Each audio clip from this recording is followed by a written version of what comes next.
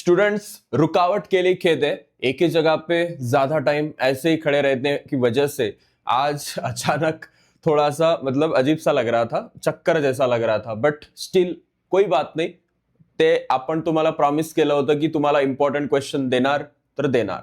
Okay, सुरू करूया. ठीक आहे, विदाउट वेस्टिंग टाइम. पहिल्या चॅप्टर पासून बघा. बरेच लोक म्हणतील की याच्यात तर आम्हाला सगळंच आयएमपी दिसतंय. सगळंच आयएमपी नाहीये. ज्या गोष्टी इम्पॉर्टंट आहेत त्याच गोष्टी मी याच्यात दिलेल्या आहेत. सगळ्याच गोष्टी नाही दिलेल्या आहेत. काय स्किप करायचं तुम्हाला सगळं कळणार आहे. ओके, सो स्टार्ट करूया आपण या व्हिडिओला without wasting time. You can see पहिला जो तुम्हाला चॅप्टर आहे, धडा आहे, याच्या पहिल्या पानावर जो काही इम्पॉर्टंट आहे का? नाही. त्यानंतर कुठे इम्पॉर्टंट तुम्हाला दिसतं? याच्यावरती इतिहास संशोधन पद्धती. याच्यात इतिहासाच्या मांडणीच्या कोणकोणत्या पद्धती आहेत. त्यानंतर आपल्याला इथं संशोधन आणि विविध शाखा पण आहे इतिहासाच्या संशोधनासाठी. त्याच्यामध्ये पुरातत्व, अभिलेखागार, हस्तलिखितांचा अभ्यास, पुराभिलेख, अक्षरवाटिकाशास्त्र, भाषा रचनाशास्त्र या गोष्टी दिसतात. इतिहासकार कोणाला म्हणतात हे एक इम्पॉर्टंट आहे या ठिकाणी.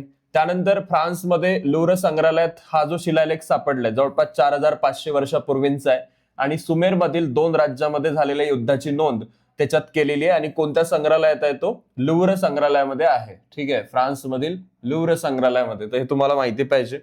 त्यानंतर आधुनिक इतिहास लेखन काय असतं आणि आधुनिक इतिहास लेखनात कोणकोणत्या गोष्टींचा विचार केला जातो. ही पद्धत शास्त्रशुद्ध असते. तिची मांडणी योग्य प्रश्नांची मांडणी केल्यापासून केल्या जातात. हे सर्व प्रश्न मानव केंद्रित असतात आणि भूतकाळातील विविध मानवी समाजाच्या सदस्यांनी विशिष्ट कालावधीत केलेल्या कृती संबंधित असतात. ह्या सर्व गोष्टी आपल्याला याच्यामध्ये दिसतात. आता पुढे काय इम्पॉर्टंट आहे की जगामध्ये सगळ्यात पहिल्यांदा युरोपमध्ये ईश्वरविषयक चर्चा होती, पण हे चित्र बदलू लागलं.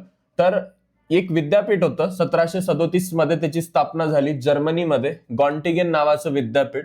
याच्यात सर्वात पहिल्यांदा इतिहास विषयाला स्वतंत्र स्थान महत्व देण्यात आलं होतं. त्या विद्यापीठाचं नाव काय आहे? गॉन्टिगेन विद्यापीठ. त्यानंतर तुम्हाला हे 2 लोक दिसतात महत्वाचे. याच्यातला कोणताही एक व्यक्ती चांगला करून ठेवा. रेने देकार्ते आणि व्हॉल्टेअर. व्हॉल्टेअर तर आधुनिक इतिहास लेखनाचा जनक आहेच, ते तुम्हाला माहितीये. इथे दिलेलं तुम्हाला आधुनिक इतिहास लेखनाचा जनक कोणाला म्हणतात? व्हॉल्टेअरला म्हणतात. त्यानंतर रेने देकार्तेची महत्वाची एक थेअरी आहे. तो म्हणतो की एखादी गोष्ट सत्य आहे हे निसंशयरित्या प्रस्थापित होत नाही तोपर्यंत तिचा स्वीकार करू नये. त्याचं पुस्तक कोणतं आहे? रेने देकार्तचं discourse on the method. Okay, discourse on the method हे पुस्तक त्याचं आहे आणि हा फ्रान्सचा होता, फ्रेंच तत्वज्ञ होता. त्यानंतर तुम्हाला अजून गोष्टी पाहायला मिळतात. जसं आपण आता याच्यामध्ये एक हेगल नावाचा महत्वाचा इतिहासकार होऊन गेला. त्याने एक तत्व दिलंय, द्वंद्ववाद. त्याचं म्हणणं आहे की जोपर्यंत एखाद्या घटनेची वर्गवारी 2 विरोधी प्रकारात मानवी मनाला पटत नाही तोपर्यंत, आकलन होत नाही पर्यंत करावी लागते.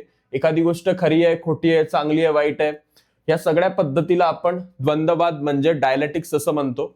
यानंतर त्या सिद्धांताला छेद देणारा प्रतिसिद्धांत मांडला जातो. दोन्ही सिद्धांताचा तर्काधिष्ठित उहापोह होतो आणि त्याचा सार दिला जातो. तर हे तुम्हाला द्वंद्ववादवाला क्वेश्चन येणार. त्यानंतर लिओपोल्ड व्हॉन रांके यानं कोणती थेअरी दिली आहे, त्याच्यावर कशावर त्यानं महत्वाचा फोकस केलेला होता. The theory and practice of history, the secret of world history, हे सगळं शिकवलेलं आहे. आय एम जस्ट टेलिंग की यांना वाचून जायचं, हे इम्पॉर्टंट आहे. कार्ल मार्क्स ओव्हरऑल सगळं वाचून जायचं. त्याचा वर्ग संघर्ष काय असतो, त्यानंतर त्याचा पुस्तक दास कॅपिटल, त्यानं कशावरती भर दिलेला आहे. इतिहास अमूर्त कल्पनांचा नसून जिवंत माणसांचा असतो. कोणाचं मत आहे? कार्ल मार्क्सचं मत आहे. त्यानंतर उत्पादन साधनांची ते सगळी वर्गवारी, त्याचा वर्ग सिद्धांत त्यानं मांडला.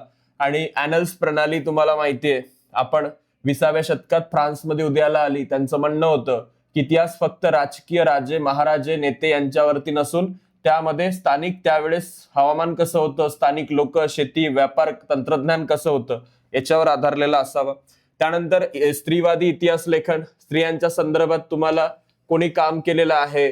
त्यानंतर कशा पद्धतीनं पुरुष प्रधान दृष्टिकोनाचा पुनर्विचार करायला भाग पाडलं, कारण बऱ्याच ठिकाणी स्त्रियांचा त्यावेळेस काय होता? सहभाग होता. 90 नंतर स्त्री हा एक स्वतंत्र विषय मानला गेला. त्यानंतर पुढे पहा, याच्यामध्ये फुको आहे, मायकल फुकोचं ते स्थित्यंतरवाला जो पार्ट आहे की त्यानं म्हटलं की ज्ञानाचं पुरातत्व हे मायकल फुकोच्या याला का म्हटलं जातं. त्यानं असं म्हटलं की पुरातत्वामध्ये अंतिम सत्यापर्यंत पोहोचणं हे उद्दिष्ट नाहीये. भूतकाळात ज्या गोष्टी झाल्यात त्याचं स्थित्यंतराचं स्पष्टीकरण देण्याचा प्रयत्न याकडे त्यानं लक्ष वेधलं आणि फुको यानं इतिहासातील स्थित्यंतराचं स्पष्टीकरण देण्यावरती भर दिला. म्हणून त्याच्या पद्धतीला ज्ञानाचं पुरातत्व म्हणतात. आर्किओलॉजी ऑफ नॉलेज हा ग्रंथ त्यानं लिहिलेला आहे, हे तुम्हाला माहिती पाहिजे. त्यानंतर आता दुसरा धडा आहे, पण त्याच्या आधी काय क्वेश्चन्स आहेत एक्सरसाइज मध्ये ते आता आपण घेतले तेच क्वेश्चन तुम्हाला दिसतील. हे चार्ट तुम्हाला तसाही भरता येतोय. ठीक आहे. त्यानंतर तुम्हाला दुसरा धडा आहे, याच्यात हे काही आपल्या याच्यात एवढं कामाचं नाही, पण इथं बघा हा सौगवळा ताम्रपट दिसतो. हा ताम्रपट सौगवळा जिल्हा गोरखपूर युपी मध्ये आहे आणि त्याच्यावरती तुम्हाला कोरीव लेख दिसतात. आता यामध्ये ताम्रपट आहे, हा तांब्याच्या पत्र्यावरती लिहिलेला आहे. याच्यात काय दिसतं आपल्याला सौगवळा ताम्रपटामध्ये, तर पारासहित वृक्ष दिसतात, सोबतच 4 खांबावर उभे असलेले दुमजली इमारतीसारखे चिन्ह दिसतात. कोठार घरांचं आपल्याला हे दिसतं. कोठार घर काय असतं, जिथं जुन्या काळात धान्य स्टोअर करून ठेवायचे त्याला काय म्हणतात, कोठार घर. आणि याच्यामध्ये दुष्काळजन्य परिस्थितीत काळजी घेण्यासाठी ह्या सर्व गोष्टी सौगवळा ताम्रपट्टात आपल्याला दिसतात.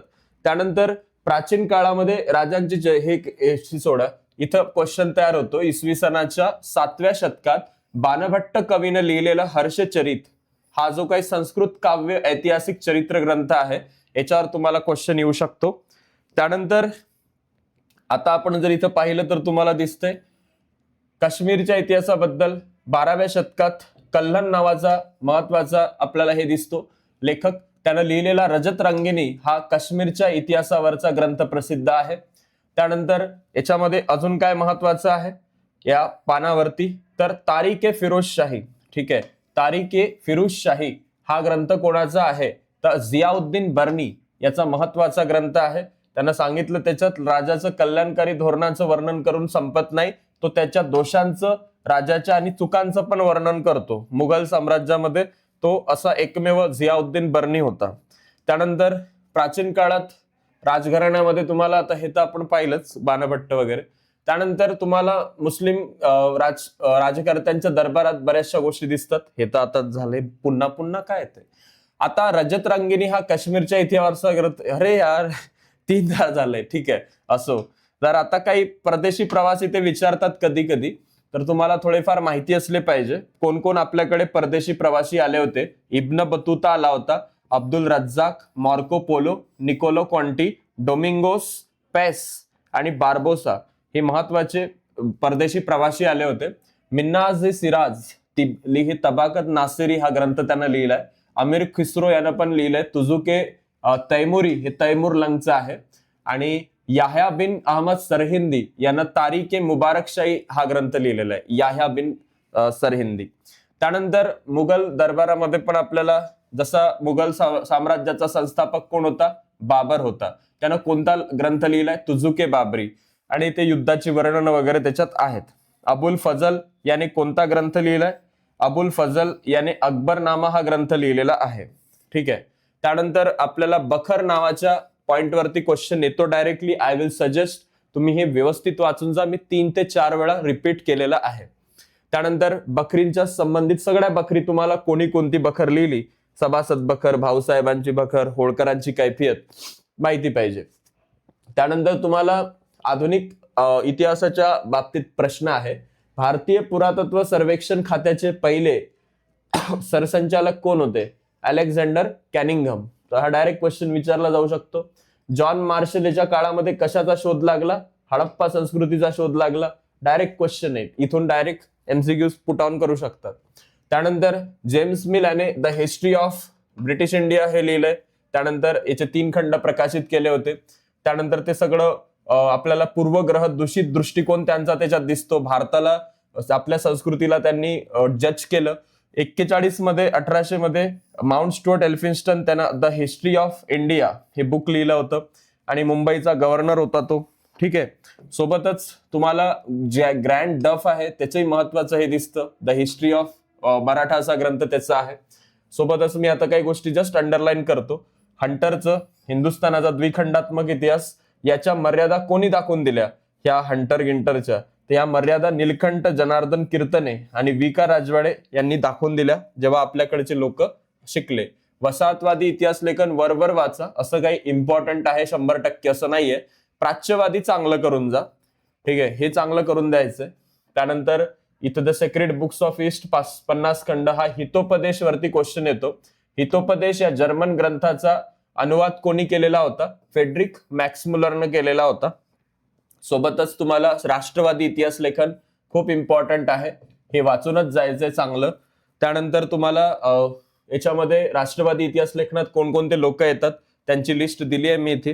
ते पीडीएफ मी पूर्ण शेअर करेल, बट हे पुस्तकातलंच आहे, ते करूनही काय कराल ते हेच पहा व्हिडिओ चांगला आणि नोट डाऊन करा की मला काय काय करायचं, तसं मी देऊन देतो पीडीएफ, नो प्रॉब्लेम. मार्क्सवादी इतिहास चांगला करून जायचा आहे, त्याच्यात महत्वाच्या लोकांचं योगदान. वंचितांचा इतिहास तुम्हाला वाचायला आवडेल, 8वीत झालेला आहे तुम्हाला. गुलामगिरी हा ग्रंथ कुणाचा आहे? त्यानंतर डॉक्टर बाबासाहेबांनी लिहिलेले महत्वाचे ग्रंथ who were the Shudras, the untouchables, यावरती क्वेश्चन पेपरमध्ये येतात. स्त्रीवादी इतिहास लेखन म्हणजे काय असतं याच्यावर क्वेश्चन पेपरमध्ये येतो, IMP करून ठेवा. तो कसाही फिरून येतो, तो याचा लंबा विचारतील किंवा डायरेक्ट स्त्रीवादी इतिहास लेखन म्हणून विचारतील. तो समझ जाने का, स्त्रीवादी शब्द दिखा तो उसको घुमा के पूछा है और घुमा के पूछा है तो यही लिखना है. ओके. आणि आता आपल्याला ताराबाई शिंदे यांचा स्त्री पुरुष तुलना ग्रंथ, Ramabai Pandita Ramabai the high caste Hindu women असे ग्रंथ, crossing threshold, feminist essays Meera Kosambi यांचे ग्रंथ माहिती पाहिजेत. गोविंद सखाराम सरदेसाई, मराठी रियासतकार म्हणून कोणाला ओळखलं जातं? गोविंद सखाराम सरदेसाई हे दिसतं. त्यानंतर याची एक्झरसाइज आहे, तेच ते क्वेश्चन तुम्ही पाहू शकता, याच्यातला एक ते विचारतात. त्यानंतर उपयोजित इतिहास म्हणजे काय हे पहिल्यांदा करून ठेवायचं. पब्लिक हिस्ट्री, जनासाठी इतिहास.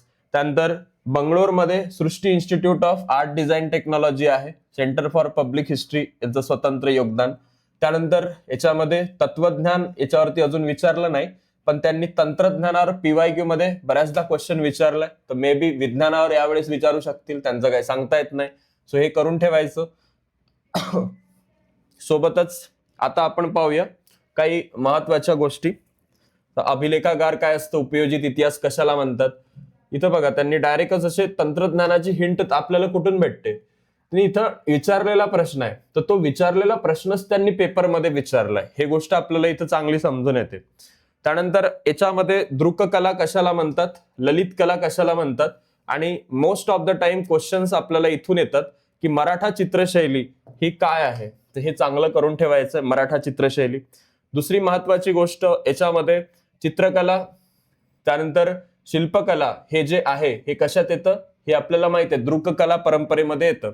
चित्रकलेमध्ये महाराष्ट्रात एक चित्रकला परंपरा फेमस आहे, जिचं नाव आहे वारली चित्रकला परंपरा. ठाणे जिल्ह्यातील जिव्या सोम्या मशे यांचं नाव लक्षात ठेवा. यांनी वारली चित्रकला लोकप्रिय करण्यात खूप मोठा वाटा आहे आणि याच्यावर त्यांना अनेक पुरस्कार मिळाले. 11 मध्ये पद्मश्री हा पुरस्कार त्यांना देण्यात आला होता. त्यानंतर तुम्ही इथं बघू शकता चित्रकथी परंपरा, किंवा तुम्हाला हा प्रश्न विचारला जातो की सोमेश्वर राजा चालुक्य किंवा मानसोल्लास हा ग्रंथ कोणी लिहिलाय? सोमेश्वर राजा, आणि तो 12व्या शतकात चालुक्य राजानं त्या लिहिलेला होता. त्यामध्ये त्यानं चित्रकथी परंपरेचं वर्णन केलंय आणि ही परंपरा काय होती हे आपण कालच पाहिलंय, तर चांगली करून जायची ही परंपरा, चित्रकथी परंपरा. देन अभिजात चित्रकला असा याच्यावर तुम्हाला एक इथून क्वेश्चन येतो, तो म्हणजे कुठे येते षडांग. षडांग कशाला म्हणतात, तर हा पार्ट आहे तो, इथून क्वेश्चन येऊ शकतो. अँड देन तुम्ही इथं पाहू शकता पर्शियन मुघल साम्राज्यात आपल्याला काही युरोपीय चित्रकला शैली पण पाहायला मिळते, याच्यावर ते क्वेश्चन विचारू शकतात की युरोपीय चित्रकला शैली काय होती, याच्यात कोणकोणत्या व्यक्तींचं महत्व आहे, त्यामध्ये कोणी कोणी गंगाराम तांबट यांचं योगदान, त्यानंतर पेस्तनजी बोमनजी. आता इथून क्वेश्चन येऊ शकतात की अमेरिकेत हे जे आहेत, म्हणजे यांनी जे गंगाराम तांबट यांनी जे हे लेण्यांची चित्र काढली, अमेरिकेतील कोणत्या विद्यापीठात ही ठेवलेली आहे, तर L centre of British art या ठिकाणी यांची महत्वाची चित्र आहेत. त्यानंतर शिल्पकलेमध्ये बऱ्याचशा गोष्टी दिसतात आपल्याला. इंडोनेशियामध्ये बोरोबुदूर नावाचं ठिकाण आहे, त्यावरती हा स्तूपावरती प्रश्न पेपरला विचारू शकतात. भारतीय विज्ञान परंपरा आणि लोक शिल्पकला शैली काय असते यावर ते क्वेश्चन विचारू शकतात. ठीक आहे. आणि आपल्या सांस्कृतिक वारशाचा खूप मोठा आपल्याला इथं विचार दिसतो. जसं भारहूत नावाचं एक स्तूप आहे, याच्यामध्ये आपल्याला शिल्पकलेचा विकास कसा नंतर होत राहिला हे समजलेलं होतं. मध्य प्रदेशामध्ये आणि बऱ्याच ठिकाणी तुम्हाला ह्या गोष्टी दिसतात. याच्यामध्ये तुम्हाला नागर मंदिर शिल्पकला जी आहे, स्थापत्य शिल्पकलामध्ये आपल्या 83 मध्ये कोणाला दर्जा दिलाय? महाराष्ट्रातल्या आपल्या 1983 मध्ये कशाला दर्जा दिलाय जागतिक वारसा स्थळाचा? अजिंठा आणि वेरूळच्या लेणींना. ते यावरही ते असा क्वेश्चन फ्रेम करू शकतात. ठीक आहे. द्राविड नागर हे मंदिर शैलीच्या वरती क्वेश्चन येऊ शकतो. त्याच्यातून तयार झालेली वेसर शैली, यावर ते प्रश्न विचारू शकतात. गोंदेश, आता हा क्वेश्चन तर त्यांना फेवरेट आहे, एकदा त्यांनी विचारला पण आहे. हेमाळपंथी मंदिर काय असतात किंवा हेमाळपंथी शैली काय आहे, हे क्वेश्चन दिसतात पेपरमध्ये. बाकी मुघल साम्राज्याच्या मुस्लिम स्थापत्य शैलीबद्दल विचारू शकतात. कुतुब मिनार, फिरोजशाह तुगलक याच्या कारकिर्दीत सुरुवात झाली आणि जगातला सर्वात उंच मिनार आहे, 73 मीटर याची उंची आहे. ठीक आहे.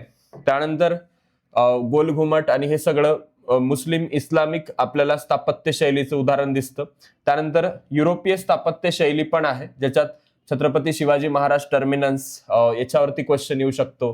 मुंबईमध्ये अजून कोणत्या अशा बिल्डिंग्स आहेत? अभिजात केलेल्या परंपरा कोणत्या असतात? त्यानंतर हा ग्रंथ कोणी लिहिलाय? नाट्यशास्त्र हा ग्रंथ कोणी लिहिलाय? भरत मुनी यांनी लिहिलेला आहे. त्याच्यात कोणकोणत्या गोष्टींवरती ते सांगतात, कोणत्या कलेच्या बाबतीत त्यांनी हे सांगितलंय? भारतामध्ये शास्त्रीय गायनाच्या कोणत्या 2 परंपरा आहे? हिंदुस्थानी संगीत, कर्नाटकी संगीत. याच्या एक्सरसाइज मध्ये आपण येऊया. बाकी याच्यामध्ये तुम्हाला विजापूरचा सुलतान आदिलशाह किताब ए नवरस हा ग्रंथ त्यानं लिहिलेला होता, यावरही क्वेश्चन जनरली फ्रेम होतात. कलामध्ये व्यावसायिक संधी कोणत्या आहेत आणि उपयोजित कला कशाला म्हणतात? कलेच्या इतिहासाचा सखोल अभ्यास करणाऱ्या तज्ञाची आवश्यकता असते, का असते? तर आपण याचे क्वेश्चन्स घेतलेत. चित्रकथी सारख्या परंपरेबद्दल प्रश्न आहे. मराठा चित्रशैली काय आहे? हेमाळपंथी शैली काय आहे? कला काय म्हणतात? तर इथूनच ते क्वेश्चन, हा जो चार्ट आहे तोही आपण सॉल्व्ह केलाय. त्यानंतर प्रसार माध्यम कशाला म्हणतात? वर्तमानपत्र कधी, कुठं, पहिलं कोणतं सुरू झालं होतं? ऍक्टर डायरनं हे सकाळच्या लेक्चर मध्येच घेतलंय. कलकत्ता जनरल ऍडव्हर्टायझर्स म्हणजे बेंगॉल गॅझेट हे 1780 मध्ये 29 जानेवारीला सुरू केलेलं भारतातलं पहिलं इंग्रजी वृत्तपत्र जेम्स ऑगस्टस हिकी यानं सुरू केलं होतं. तो आयर्लंडचा होता. त्यानंतर बाळशास्त्री जांभेकरांनी जे दर्पण सुरू केलं, त्यात कोणकोणत्या गोष्टींवरती त्यांनी फोकस केलेला आहे, या सगळ्या गोष्टी करून द्यायचं. हे सकाळी मी तुम्हाला शिकवलंय. त्यानंतर याच्यामध्ये तुम्ही पाहू शकता तुम्हाला अजून कोणकोणत्या गोष्टी इम्पॉर्टंट करून ठेवायच्या आहे. प्रभाकर तर ते थोडासाच पार्ट आहे, भाऊ महाजन यांनी सुरू केलं. ज्ञानोदय बद्दल करून जायचंय की युरोपचा नकाशा त्याच्यात छापलेला होता ज्ञानोदय मध्ये. सोबतच ज्ञानोदय मध्ये तुम्हाला अजून कोणकोणत्या गोष्टी ते विचारतात, 1 सेकंड, ते विचारतात याच्या माध्यमातून काय काय झालं, कोणकोणते शोध लागले होते, कशाचे, ते सगळं आपल्याला. चाक्या मसोबा रेल्वे सुरू झाली, टेलिग्राफ सुरू झालं, याच्याबद्दल सगळी माहिती आपल्याला त्याच्यात दिलेली आहे. स्वातंत्र्य लढ्यात वृत्तपत्रांचा काय रोल आहे त्याच्यातही हा क्वेश्चन येतो. इंदुप्रकाश कोणी सुरू केलेलं आहे? तर तसा प्रश्न येणार नाही, कारण दिलंच नाहीये. दीनबंधू कोणी सुरू केलेला आहे? कृष्णराव भालेकर. महात्मा फुले नाही करायचं, कृष्णराव भालेकर यांनी सुरू केलेला आहे. केसरी मराठा बद्दल प्रश्न एखादा तयार होऊ शकतो मे बी, बट असं त्याचं स्वातंत्र्यात योगदान आहे तर नाही होणार असं मला वाटतं. त्यानंतर इथून क्वेश्चन, वेब पत्रकारिता काय असते? आकाशवाणीचा इतिहास लिहा, 24 मध्ये कंपनी सुरू झाली एक्झॅक्टली, सगळं तिथून विचारू शकतात. देन आपल्याला प्रसार माध्यमाची आवश्यकता का आहे हा क्वेश्चन इथं त्याला तुम्हाला वाचून लगेच भेटून जातो. त्यानंतर माहितीचं चिकित्सक आकलन का केलं पाहिजे? कोणत्याही गोष्टीवर डोळे झाकून का आपण हे नाही करू शकत विश्वास? कारण स्टर्न नावाचं एक साप्ताहिक होतं जर्मन, ते ॲडॉल्फ हिटलरच्या हस्ताक्षरातल्या रोजनिशाही असं म्हणून विकत होतं, आणि नंतर समजलं की त्या सगळ्या खोट्या आहेत रोजनिशा, त्या नकली आहेत. आणि कोणती आपण प्रसार माध्यमातून माहिती घेतो ते वापरताना काळजी का घेतली पाहिजे हे त्यातून आपल्याला ते सांगतात. आणि वर्तमानपत्रांची पूर्ण इथं आढावा, ह्या सगळ्या गोष्टींची माहिती मिळते. दूरदर्शन, चले जाव, हे सगळ्या व्यावसायिक संधी कोणत्या कोणत्या आहेत सगळं त्यांनी इथं दिलेलं आहे. यातले कोणकोणते क्वेश्चन महत्वाचे आहेत हे तुम्ही बघू शकता. दूरदर्शन अतिशय लोकप्रिय का आहे? इतिहास विषयाची, याच्यावर माहितीचं चिकित्सक आकलन का केलं पाहिजे? याचे संग्रामातलं स्वातंत्र्य संग्रामात वर्तमानपत्राचं काम काय आहे, प्रसार माध्यमाची आवश्यकता का आहे, त्याचं व्यावसायिक क्षेत्र का आहे, हे एक्झॅक्टली सगळे प्रश्न तुम्हाला पेपरमध्ये जच्च्या तसे दिसतात. आता तुम्हाला हा पार्ट येतो, त्याचं नाव आहे मनोरंजनाची माध्यमं आणि इतिहास. याच्यामध्ये तुम्हाला पहिल्या याच्यातलं कायच येणार कठपुतल्यांबद्दल आजपर्यंत तुझा प्रश्न नाहीये. आपल्याला क्वेश्चन कुठून येतात, तर हा क्वेश्चन येतो पेपरमध्ये की कठपुतल्यांचे प्रकार कोणते, छायाबावली, हातबावली, काठीबावली, सूत्रबावली, दशावतारी नाटकं कशाला म्हणतात, कीर्तनाची परंपरा सुरू झाली, महाराष्ट्राचे आद्य कीर्तनकार कोण, असा डायरेक्ट क्वेश्चन ते विचारतात. त्याच्यामध्ये आपल्याला ठेवायचं नाव नामदेव महाराज, आणि कीर्तन परंपरेचे आद्य प्रवर्तक ते नारद मुनी आहेत. कीर्तनकारांना काय म्हणतात, हरिदास, कथेकरी बुवा. त्यानंतर ललित काय असतं याच्यावर क्वेश्चन, भारूट काय असतं याच्यावर क्वेश्चन ते विचारतात. तमाशावरती क्वेश्चन आजपर्यंत त्यांनी नाही विचारलाय. त्यानंतर तुम्हाला पोवाडा काय असतो यावरती क्वेश्चन विचारलेला आहे. सोबत ते तुम्हाला ललित, सीता हे नाटकं आहेत रंगभूमीमध्ये. सीता स्वयंवर हे कोणाचं नाटक होतं, मराठी रंगभूमीचे जनक म्हणून कोणाला ओळखतात, विष्णुदास भावे. तर मे बी हा प्रेडिक्टेड राहू शकतो या वर्षीसाठी विष्णुदास भावे यांच्यावरती. आणि त्या सुरुवातीच्या काळात कोणकोणती नाटकं सुरू झाली, ख्याल संगीत महाराष्ट्रात रुजवण्याचं काम कोणी केलंय, बाळकृष्ण दादा, बाळकृष्ण बुवा, इचलकरंजीकर यांच्यावरती प्रश्न पेपरमध्ये येऊ शकतो. सो ह्या सगळ्या गोष्टी आपण चांगल्या करून जायच्या. ठीक आहे, हे सकाळी मी रिवाईज तुम्हाला करून देईल. संगीत शारदा नावाचं एक खूप फेमस नाटक होतं. हे संगीत शारदा नावाचं नाटक कोणी पुढे आणलेलं आहे किंवा याच्यात कोणाचं योगदान जास्त आहे, तर ते तुम्हाला विचारतात. संगीत शाकुंतल आलं, संगीत शारदा आलं. संगीत शारदा हे गोविंद बल्लाळ देवल यांनी लिहिलेलं होतं. यामध्ये जरठ कुमारी विवाह अनिष्ट प्रथेवर त्यांनी हे केलेलं आहे, फोकस केलेलं आहे. श्रीपाद कृष्ण कोल्हटकर, मूकनायक आणि बऱ्याचशा गोष्टी दिसतात. त्यामध्ये मराठी रंगभूमीच्या काळात तुम्हाला आचार्य अत्रे, साष्टांग नमस्कार, त्यानंतर घराबाहेरचा लोकप्रिय ते सगळ्या गोष्टीत. रायगडाला जेव्हा जाग येते, वसंत कानेटकर. इथे ओशाळला मृत्यू, विजय तेंडुलकर. घाशीराम कोतवाल, विश्राम बेडेकरांचे टिळक आगरकर, विजय तेंडुलकरांचं घाशीराम कोतवाल वगैरे. तर हे नाटकं आहेत. सगळ्या गोष्टी याच्यातल्या त्या विचारतील अशी शक्यता नसते, पण जोड्या लावांमध्ये ते विचारतात. त्यानंतर चित्रपटांचे प्रकार कोणते असतात, व्यंग चित्रपट, वार्तापट, अनुभवपट. त्यानंतर कुसुमाग्रज, किंग लिअर नाटकाच्या धर्तीवर त्यांनी नटसम्राट हे नाटक खूप त्यांचं गाजलेलं होतं. कोणाचं, ख्यातनाम साहित्यकार विवा शिरवाडकर तथा कुसुमाग्रज यांनी शेक्सपियरच्या किंग लिअर नावाचं जे नाटक होतं त्याच्या धर्तीवर नटसम्राट नाटक लिहिलं आणि ते खूप गाजलं. त्याच्यामध्ये गणपतराव बेलवरकर यांचं पात्र खूप महत्वाचं आहे, हे तुम्हाला माहिती पाहिजे. चित्रपटांबद्दल पहिला चित्रपट कोणता होता तयार करण्याचा मान महाराष्ट्राला जातो. भारताची चित्रपटाची जननी महाराष्ट्राला म्हणतात. चित्रपट विकासामध्ये हरिश्चंद्र भाटवडेकर उर्फ सावेदादा यांचं योगदान खूप मोठं आहे. ह्या सगळ्या गोष्टी. पुंडलिक नावाचा कथापट 1912ला मुंबईत पहिल्यांदा दाखवलेला होता. 1913 मध्ये फडके यांनी स्वतः, दादासाहेब फाळके यांनी स्वतः डायरेक्ट केलेला पहिला मूव्ही आपल्याला दिसतो आणि त्याचं नाव आहे राजा हरिश्चंद्र. मुंबईमध्ये प्रदर्शित केला गेला. भस्मासुर, सावित्री, सत्यवान, वेरूळची लेणी, नाशिक त्र्यंबकेश्वर तीर्थक्षेत्र, अशा बऱ्याचशा गोष्टी आपल्याला दिसतात. त्यानंतर आनंदराव पेंटर यांनी निर्मिलेला चित्रपट आहे मावस भाऊ, बाबूराव पेंटर यांचे मिस्त्री. सरेंद्री हा चित्रपट बाबूराव पेंटर यांनी काढलेला चित्रपट आहे 18 मध्ये. ठीक आहे. मूकपट आणि सावकारी पाश पहिला वास्तववादी नेताजी पालकर यांनी चित्रपट काढलेत, त्याच्यात दिसतात. नाही, नेताजी पालकर यांच्यावरती चित्रपट काढलेत. सावकारी पाश वगैरे चित्र. बाजीराव मस्तानी, भालजी पेंढारकर हे महत्वाचे चित्रपट त्या काळात होऊन गेले, काढले गेले. त्यानंतर मराठी भाषेमध्ये, हिंदी भाषेमध्ये पण बरेचसे चित्रपट आलेले आहेत. बॉम्बे टॉकीज, फिल्मिस्तान हे त्या काळात कामगिरी करणारे विशिष्ट चित्रपट आहे. संत तुकाराम हा चित्रपट आंतरराष्ट्रीय स्तरावर रुजलेला मराठी भाषेतला चित्रपट आहे आणि पॅरिसमधील आंतरराष्ट्रीय चित्रपट महोत्सवात तो प्रदर्शित झाला होता. तुकारामांची भूमिका त्यात दिसते. सावळ्या तांडेल, पन्नादाई हे बोलपट कोणी सुरू केलेले होते, त्याच्यामध्ये रामशास्त्री हा चित्रपट असेल. तर हे कमलाबाई मंगरुळकर यांचं नाव त्याच्यात येतं. मराठीतील पहिल्या स्त्री चित्रपट निर्मात्या कमलाबाई मंगरुळकर यांच्यावरती पेपरमध्ये प्रश्न येऊ शकतो. त्यानंतर आता याच्यावरती नाटकं चित्रपट तर आहेच, आपल्याला हे क्वेश्चन कोणते दिसतात ते तुम्ही पाहू शकता. एकनाथ महाराजांची भारुड, चित्रपट माध्यमाचा इतिहास, भारतीय चित्रपट सृष्टीची जननी, महाराष्ट्राची ख्याती, पोवाडा म्हणजे काय, वगैरे वगैरे. मनोरंजनाची आवश्यकता काय आहे, मराठी रंगभूमी काय आहे, हे क्वेश्चन तुम्हाला दिसतात. त्यानंतर खेळ आणि इतिहास, खेळाचं महत्व, पहिला क्वेश्चन तर ते इथूनच विचारतात की खेळ आणि ग्रीक लोक यांचं खूप काळापासूनचं नातं आहे. ऑलिम्पिक, प्राचीन ऑलिम्पिक खेळाची स्पर्धा ऑलिम्पिया नावाच्या ग्रीक शहरात झाली होती. ओके, खेळाचं महत्व काय असतं, काय वाटतं आपल्याला खेळ खेळल्यानंतर, यावर क्वेश्चन येऊ शकतो. त्यानंतर आपल्या महाराष्ट्रामध्ये, आपल्या भारतामध्ये असंख्य महत्वाची ठिकाण आहे, जसं वडोदरामध्ये जुम्मादादा पैलवान, गुजरातमध्ये स्वर्णिम स्पोर्ट्स अकॅडमी गांधीनगर, कोल्हापूरमध्ये खासबाग मोतीबाग, अमरावतीत हनुमान व्यायामशाळा, पुण्यामध्ये बालेवाडी शिव छत्रपती क्रीडा संकुल. हे तुम्हाला असे क्वेश्चन्स बघावे लागतात. बैठे खेळ आणि मैदानी खेळ सांगायची गरज नाही. राष्ट्रीय आंतरराष्ट्रीय खेळही तुम्हाला माहिती आहे. देशी विदेशी खेळ, खेळांच्या स्पर्धा कोणकोणत्या होतात त्याच्यावरती क्वेश्चन तुम्हाला येऊ शकतो. ते आपण घेतलंय. खेळांचं आंतरराष्ट्रीयकरण, खेळामध्ये व्यावसायिक संधी कोणती असते, यावर क्वेश्चन विचारतात.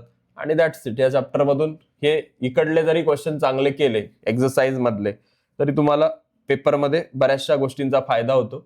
जसं यामध्ये आपण थोडासा खेळांचा, जर पॉम्पे नावाचं जे ठिकाण आहे इथून क्वेश्चन ते विचारतात. इटलीमध्ये पॉम्पे शहराच्या उत्खननात भारतीय हस्तदंती बाहुली सापडली होती आणि त्यावरती त्यांनी एक MCQ विचारलेला आहे याच्यापूर्वी. मातीच्या किल्ले आणि ह्या सगळ्या गोष्टी आपल्याला इतिहासात दिसतात. आपल्याकडे काही ग्रंथ पण आहेत, जसं कथा सरिता सागर नावाचा एक ग्रंथ होता. हा ग्रंथामध्ये मनोरंजक गोष्टी दिलेल्या आहेत. त्यात लाकडी बाहुल्यांचं वर्णन आहे. कळ दिली, चाबी दिली की बाहुली उडायची, हे त्यात सांगितलंय. त्यानंतर अजूनही आपल्याला बाहुल्यांबद्दल जर आपण पाहिलं, महाराष्ट्रात एक बाहुली आहे, तिचं नाव दिलं असेल एवढ्यात, ठकी नावाची. आणि प्राचीन साहित्यात बाहुल्यांचा उल्लेख आहे. शूद्रक यांनी जे नाटक लिहिलंय त्या नाटकाचं नाव आहे मृच्छकटिक. या मृच्छकटिक म्हणजे काय? मृच्छकटिक म्हणजे मातीची गाडी. ओके, मृच्छकटिक म्हणजे मातीची गाडी. तर अशा गोष्टींवरती क्वेश्चन्स पेपरमध्ये येतात, हे तुम्हाला करून ठेवायचे. ओके, त्यानंतर हे आपण घेतलंय, खेळाच्या स्पर्धा वगैरे घेतलंय.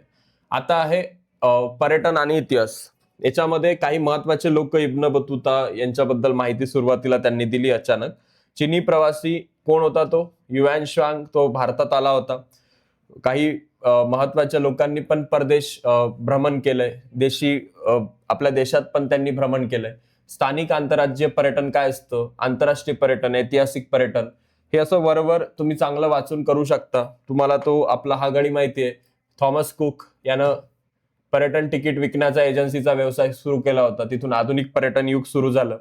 आणि नैमित्तिक पर्यटन काय, क्रीडा पर्यटन काय, कृषी पर्यटन काय असतं, आरोग्य पर्यटन काय असतं, याच्यावर क्वेश्चन येतात. So everything in this chapter is so easy. पुस्तकांचं ते पाठच झालंय. तर हे या चॅप्टर मधले आहे. याच्यातले हे पर्यटनाच्या विषयी स्वमतासारखे क्वेश्चन आहेत, चांगले करायचे. आणि शेवटी हा एक धडा आहे ज्याच्यामध्ये तुम्हाला ऐतिहासिक साधनांबद्दल काही क्वेश्चन येतात. इतिहासाची लिखित साधनं कोणती, मौखिक साधनं कोणती, गीत, कहाण्या, संकलन, लिखितमध्ये ताम्रपट, दरबारी, दफ्तर, ह्या सगळ्या गोष्टी तुम्हाला चांगल्या करून जायचे. सोबतच तुम्हाला लुव्र संग्रहालयाबद्दल पुन्हा प्रश्न आहे. मोनालिसाचं चित्र कोणी काढले? Leonardo da Vinci, Napoleon Bonaparte. 80,000हून अनेक त्यांना लुव्र संग्रहालयात साहित्य हे केलंय. ब्रिटिश संग्रहालय कुठे आहे? इंग्लंडला आहे, त्याच्याबद्दल माहिती वाचायची आहे. त्यानंतर नॅशनल म्युझियम नॅचरल हिस्ट्री अमेरिकेमध्ये आहे. त्यानंतर तुम्हाला इथं भारतीय संग्रहालयाबद्दल, भारतातलं पहिलं संग्रहालय एशियाटिक सोसायटी ऑफ बेंगॉलनं सुरू केलं होतं. कलकत्त्यामध्ये भारतीय संग्रहालय आहे. त्यानंतर तुम्हाला गव्हर्नमेंट म्युझियम दुसरं संग्रहालय दिसतं, ते दिल्लीमध्ये राष्ट्रीय वस्तू संग्रहालय नॅशनल म्युझियम आहे. चेन्नईमध्ये आहे ते गव्हर्नमेंट म्युझियम. आणि याची एक लिस्ट दिली आहे की काही संग्रहालय पण आपल्याकडे आहेत. त्याची पदवी घेण्यासाठी तुम्हाला राष्ट्रीय वस्तू संग्रहालय दिल्ली, सयाजीराव विद्यापीठ वडोदरा, कलकत्ता विद्यापीठ कोलकाता, बनारस विद्यापीठ वाराणसी, अलीगड मुस्लिम युनिव्हर्सिटी अलीगड आणि जिवाजी विद्यापीठ ग्वालियर, हे करून जायचे चांगलं. त्यानंतर कोणते कोणते संग्रहालय आहे ते museum, prince of Wales museum, त्याचं नाव छत्रपती शिवाजी महाराज म्युझियम झालं 98 मध्ये. त्यानंतर तुम्हाला काही महत्वाचे ग्रंथालय अभिलेखागार आहेत. महत्वाचे ग्रंथालय जर आपण पाहिलं तर आपल्याला भारतातलं सगळ्यात जुनं तक्षशिला विद्यापीठ दिसतं. नालंदा विद्यापीठ आहे. इजिप्तमध्ये अलेक्झांड्रियामध्ये ग्रंथालय होतं 4थ्या शतकात. असुरबानीपाल याचं ग्रंथालय होतं असिरियन मेसोपोटेमियामध्ये. तामिळनाडूत तंजावरला सरस्वती महाल ग्रंथालय आहे. तर याचं चांगलं करून जायचं. सरफोजी राजे भोसले यांच्या सन्मानार्थ आपल्याला ते करून जायचं, ते चांगलं. त्यानंतर काही ग्रंथालय आहेत त्याची नोंद केली पाहिजे. जसं कलकत्त्यामध्ये नॅशनल लायब्ररी आहे. ठीक आहे, कलकत्त्याला काय नॅशनल लायब्ररी, दिल्लीला Nehru memorial museum and library, हैदराबादला स्टेट सेंट्रल लायब्ररी, मुंबईला library of Asiatic society, David Sassoon library पण मुंबईला आहे. त्यानंतर पुढे आपण पाहू शकतो यामध्ये अजून असे के.आर. नारायणन भारतीय राष्ट्रीय अभिलेखागार आपल्याला तिथे दिसतात. कोशाचे प्रकार, त्याच्यामध्ये शब्दकोश कशाला म्हणतात, कोश वाङ्मय कशाला म्हणतात, हे करून जायचे, वाचून जायचे. आपण सकाळी घेतलंय. फक्त एक संज्ञाकोश नावाचा प्रकार घेतला नव्हता. विश्वकोश काय असतो, सूची वाङ्मय काय असतं, कोशाचा इतिहास, हे सगळ्या गोष्टी चांगल्या करायच्यात. त्यानंतर विश्वकोश काय असतो, त्यानंतर स्थळकोश काय असतो, संज्ञाकोश कशाला म्हणतात. बघा, इतिहासातील संज्ञा वेगवेगळ्या काढून समजावून सांगणारा कोश म्हणजे संज्ञाकोश, म्हणजे समजून सांगतं ते. भारतीय संस्कृती कोश काय आहे, चरित्रकोश मंडळाची स्थापना कोणी केली होती, सिद्धेश्वर शास्त्री चित्राव. इथून असे क्वेश्चन्स पेपरमध्ये येतात आणि त्यावरती कोशाचे प्रकार वगैरे असे क्वेश्चन्स तुम्हाला दिसतात. आता पुढील जो सेक्शन आहे त्याच्यावरचे क्वेश्चन मी तुम्हाला लगेच पाठवतो राज्यशास्त्राचे. हा व्हिडिओ जास्तीत जास्त याची हाईप करून ठेवा आणि जास्तीत जास्त तुमच्या मित्रांपर्यंत शेअर करा. Thank you so much. May be it is a long video but it is total revision of history. Paper leak session भी बोल सकते हो इसको. इससे क्वेश्चन आएंगे, इसके बाहर का क्वेश्चन कोई नहीं दिखेगा. All the best.